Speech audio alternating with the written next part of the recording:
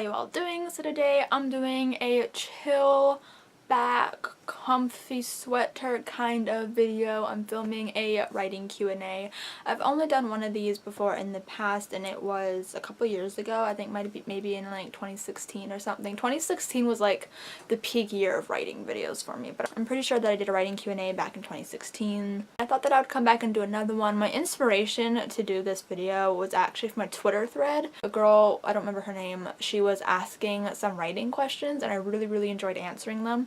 And so I'm going to be using some of those questions to answer in this video, but I also asked on Twitter for some questions, so I've got some to talk about. Answer the questions from my tweet first, and then I'm going to get into the ones from the Twitter thread. I'm not going to answer all the ones from the Twitter thread, but just the ones that I like the most. So I'm going to kind of go by person, as I always do, because people always ask more than one question. So let's go with Allie's questions first, because she asked so many good questions. I can't even like describe to you. Like, she was just hitting all of these great questions like right after I tweeted. It was amazing. So the first question she asked is, if you had to entrust your book in the hands of another writer, famous or otherwise, who would you choose? Okay, so I thought about this. My book is about a girl named Lila who has anxiety and goes to a book convention to meet her internet friends and stuff like that. So there are two authors I'd probably entrust to write this book. One would be Francesca Zappia, because she wrote Eliza and Her Monsters, and that book is a huge inspiration for me in this novel. She dealt with anxiety beautifully in that book, and fandom and everything so beautifully. So definitely Francesca Zappia, I think, could write this book beautifully. Also Ashley Poston, who wrote Geekerella, another huge inspiration for my novel. She wrote a really great like romance in her book and a beautiful convention and everything. So that book was beautiful, definitely one of my favorite books. And those are my two biggest inspirations, so I'm pretty sure that they could write this book probably better than I can, but it's fine. Next question is, do you actually ever get any writing done when you're doing live streams with a Reader's World present? If you don't know who a Reader's World is, it's Julia, one of my best friends. And I keep doing Instagram lives and she keeps requesting to be in them. And I love her, so I let her in, and then I don't get any work done. Prime example was yesterday. As I'm filming this, I did an Instagram live because I really love doing Instagram lives, and I was like, okay, I gotta get a lot of work done. Julia was the first one there. She requested, and I was like, okay. And then we were there for like an hour and a half, hour and 40 minutes, and did nothing. Nothing. I think I added maybe like a sentence to my draft. So no, I never get work done when Julia joins, which is why I always kick her out.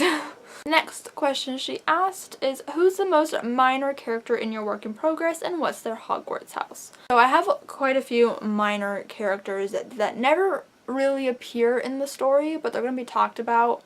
But I don't know enough about them to figure out what their Hogwarts house is, and honestly I can't remember their names at this specific time. So I think I'm gonna go with the most minor character out of my like main cast of characters. And I suppose the most minor character, I don't know, would probably be either Jada's mom Kari or Gemma. I mean, Gemma's not minor by any means. Let's just go with Kari. I think Kari's a Gryffindor. Jada's a Gryffindor, 100%, and I think that she gets a lot of her Gryffindorness from her mom. So I'm going to say that Jada's mom is the most minor character out of the main people, because I don't know if she ever actually appears. Definitely going to be like mentioned. I'm going to say she's a Gryffindor. Allie has some more. She said, name a fictional character who would like your work in progress. Maybe Eliza would like my book, Kids in Love. Ooh, maybe Kath. I'm going to say Eliza. I think Eliza is the one that's most likely to like my work in progress from Eliza and Her Monsters. Let's go with that. Pen or keyboard? Depends on what I'm doing. Keyboard for drafting. Currently I'm finding my laptop and keyboard to be really beneficial with the outline. So I'm going to say keyboard for that. But I do really like writing things down like in a planner and stuff like that. And I also like using pens when I'm just like brainstorming.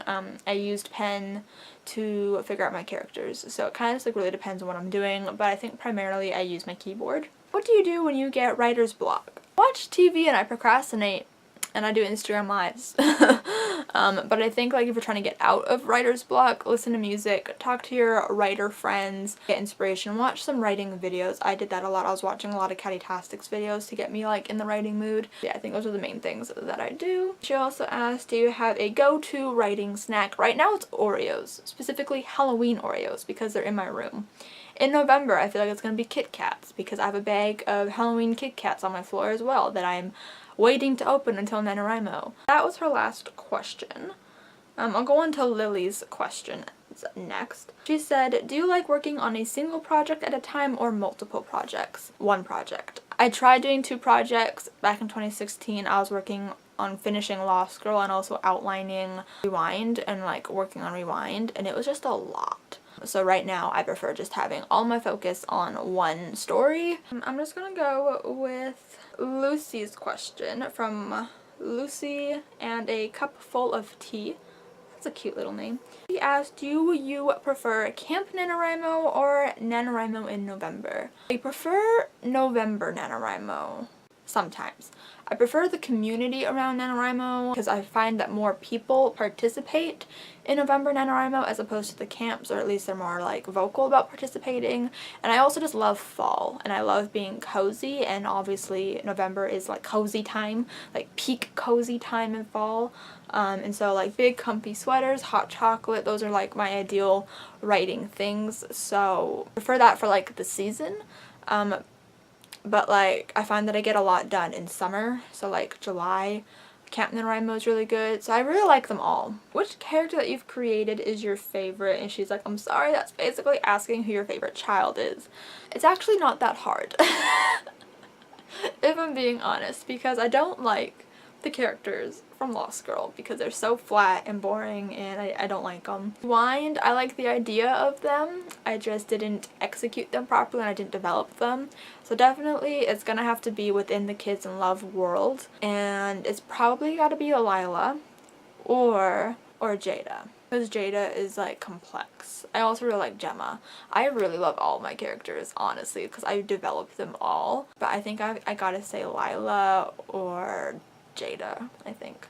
And Julia asked a similar question and she says, who is your favorite character in Kids in Love? And if you don't say Megan, I will riot. She says that because Megan is loosely based off of her. She's very passionate about Megan, and I do love Megan. But like, since Megan and Piper are like based off of real people, I'm not gonna pick them because that's bias. I'm going with characters I've actually created. Do you know what I mean? Since we just answered a Julia question, let's answer another Julia question.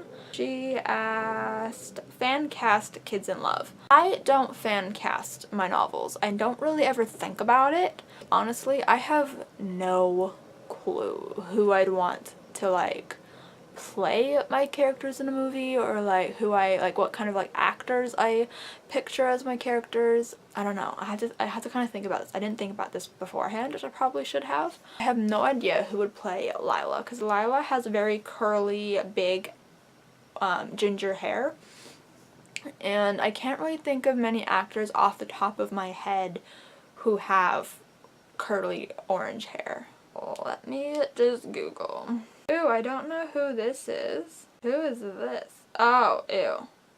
Ew. Okay. See, the girl who plays Cheryl in Riverdale, Madeline, this photo really looks like Lila, but I don't like the actress. Like, I didn't like her in Riverdale. I also just don't like Riverdale in general, but like, she looks like Lila, so I suppose her, for like just like aesthetic. I'm gonna screenshot that. Francesca Capaldi. Is that who this is? I don't know. She could play Lila. Let's go with them. For Beckett, my first thought was Dylan O'Brien because he's my everything.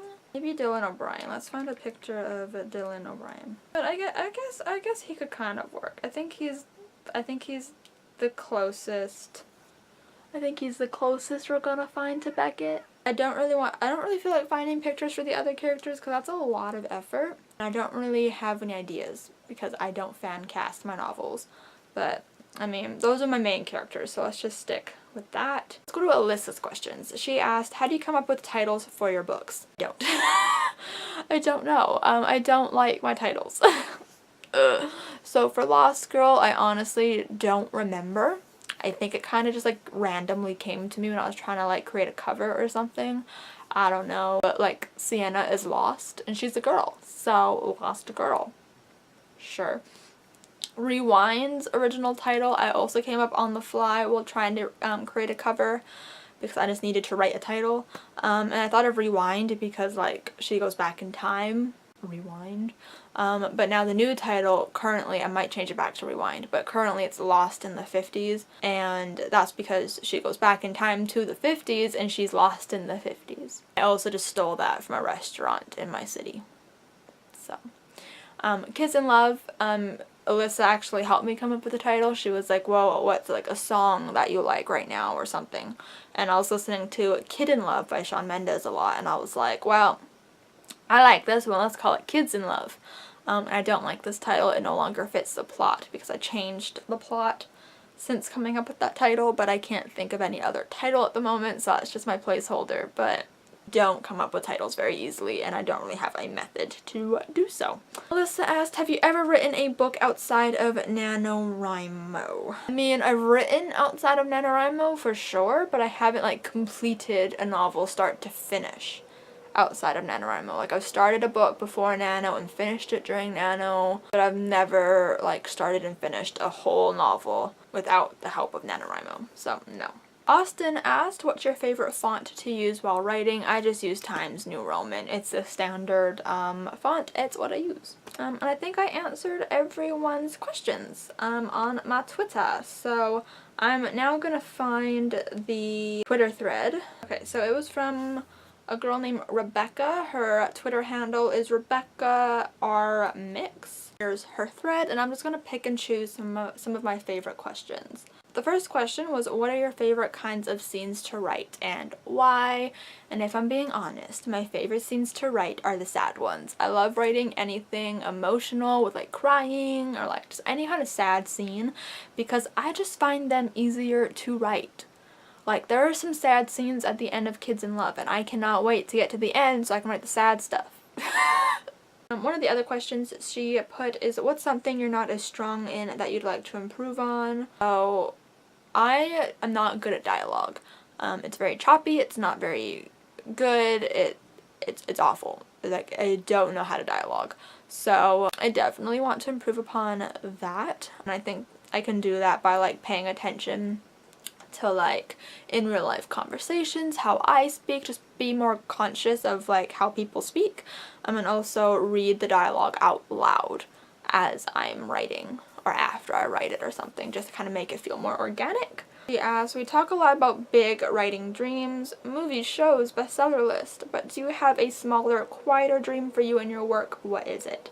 I don't remember what I responded to this tweet with, because I'm not going through my tweets, I'm going through her tweets, but I think like just seeing my book for the first time is definitely a little dream. I think it's gonna be so exciting to hold that finished product in my hand for the first time. Another one is just like signing a book for the first time because I've been practicing my signature for years and I kind of like the one that I have right now. Who knows if it'll be the one that I end up with, but I have a signature and I would love to sign it in a book one day, in my book one day.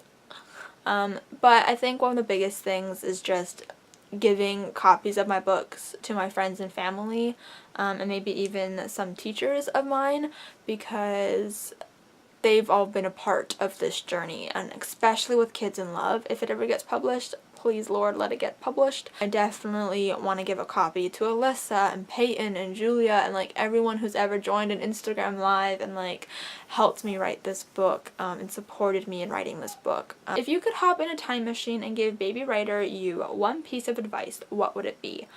Definitely to just finish something. I used to never finish anything, or I would rush things. Definitely the first one is plan out your story, girl. Like, figure out what's happening, do some outlining. I never even used to know like what outlining really was. I just like brainstormed some ideas and like started, but I would always get stuck, so I never really finished anything, or like I wrapped up stories too quickly because I didn't have a solid plot and idea in mind. So definitely I would tell myself to get a little outline out of your mind and just keep writing until it's done, and you know, take your time with it. I think would be the most beneficial advice for my little self. What's the last book / last books you read that made you go, holy shiz, that's some good writing? Hate You Give.